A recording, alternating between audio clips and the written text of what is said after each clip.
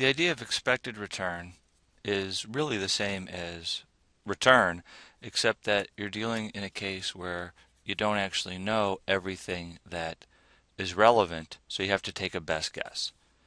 So it's when some or all of the cash flows or values are in the future, so you don't know with certainty what they're going to be or what they were.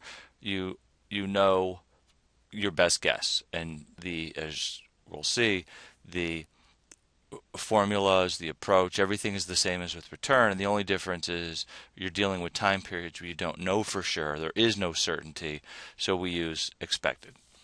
So the expected total dollar return is made up of the two components that return is. One is the expected cash flows from the investment. So if it's a stock, what do we expect dividends to be? So if we want to know what the expected return is over a given period, what do we expect dividends to be over that period? Plus the expected change in the value, which is the expected capital gain. How do we expect the price to change? Do we expect it to go up or down?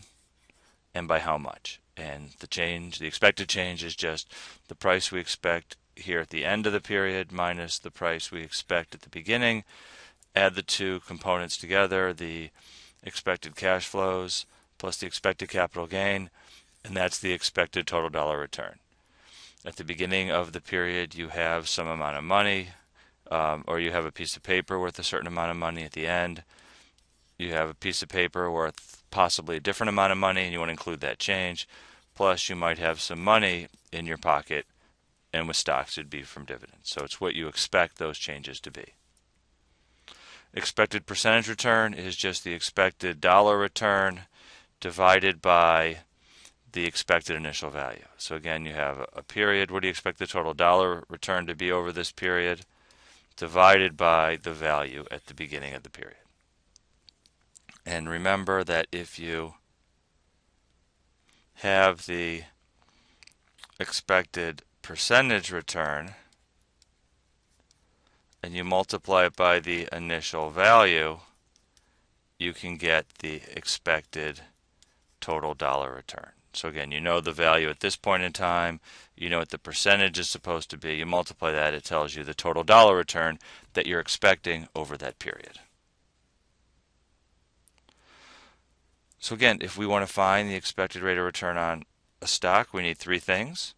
We need the expected cash flow, which are the expected dividends. We need the expected capital gain, which comes from the expected ending value minus the expected initial value. And then we divide the whole thing by, divide the whole thing by the expected initial value. So you only need those three things. Expected dividends plus the expected change plus divided by the expected initial value. So return and expected return I've mentioned are very similar. The big difference is on what you know with certainty. We deal with return when we know everything. We deal with expected return when at least one of the items, dividends, ending value, and initial value, are not known. They're in the future. We don't know, and we have to take a best guess, and we plug it in. But the way we handle these pieces of information are the same. So hopefully that point's clear, that the only difference between return and expected return is really return, there's certainty. Expected return, there's not certainty, because we're dealing with something in the future. Return, we're dealing with a case in the past, so we know what all those values are. So let's take a look at an example. Today, you bought a share for $62, and so today the today the price is 62. You bought it, you know that. You don't know what's going to happen in a year, but your best guess is that you'll get a dividend of $4. And you also expect that you could sell it for $65 in a year. So you expect the price to be $65 just after the dividend's paid. So what's the total dollar return here? Well, we know that the cash is $4 because we got a $4 dividend, so that's in our pocket. And we had a share of stock that at time one was worth $65. Today, or we expect it to be worth $65 in 1 year. Today it's only worth $62, so we expect it to increase in price in $3. So we expect $3 in expected capital gain. So we expect total dollar return of $7. And you can see in 1 year we'll have wealth associated with the stock of $69, $4 in our pocket plus a piece of paper worth $65. Today we have wealth associated with the stock of $62, and our wealth increases by $7. How about the percentage return? Well, we just take the 7 and divide by what the value is at the beginning of the period, which is $62, and it's 11.29. That is our percentage return over the period from today. That is our expected percentage return that we anticipate from today to 1 year from now, given a dividend of $4 and the price rise of $3, given that the price is 62 today.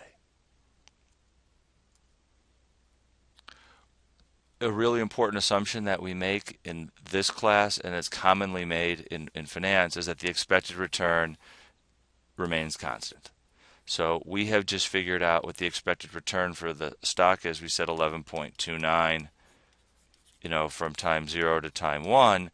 We would assume that from time 1 to time 2, time 2 to time 3, time 3 to time 4, time 4 to time 5, every single year it's going to be 11.29%. What's important, and this is something we talk later about in the class in risk and return, is the actual return isn't likely to be the same every period. So we expect the expected return, our best guess as to what the return will be in each period is 11.29. But because of the unpredictability of the world, what actually is going to transpire is not likely to be 11.29. So even though we say the expected return is the same, folks are probably familiar with the idea that stocks are risky, unpredictable. That's not inconsistent with saying that our best guess as to what could happen is that we get 11.29% as an expected return every year, forever and ever and ever. Where does the expected return come? It's related to the risk of the stock. So if you have stocks that pay the same dividends with the same frequency, so let's say we're comparing two stocks that pay quarterly dividends, the riskier it is, the higher the expected return.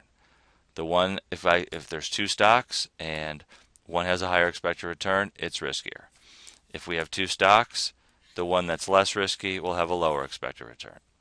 And again, later in the course, we're really going to narrow down what we mean by risk and which risk matters, which risk doesn't, how we measure risk, and the expected return, which part of that's related to risk and why, how that all plays out.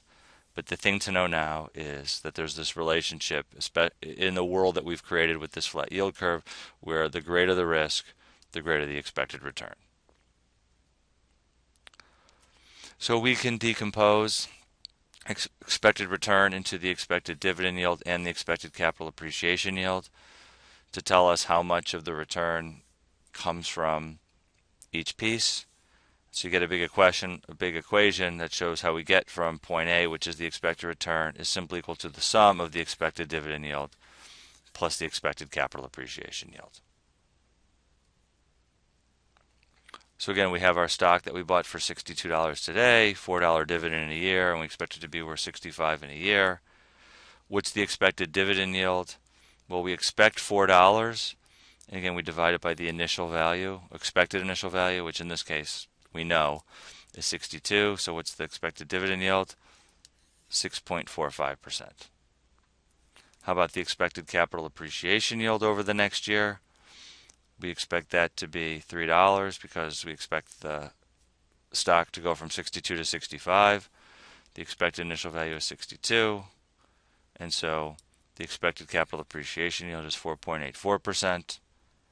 Add them up, and no surprise, you get 11.29.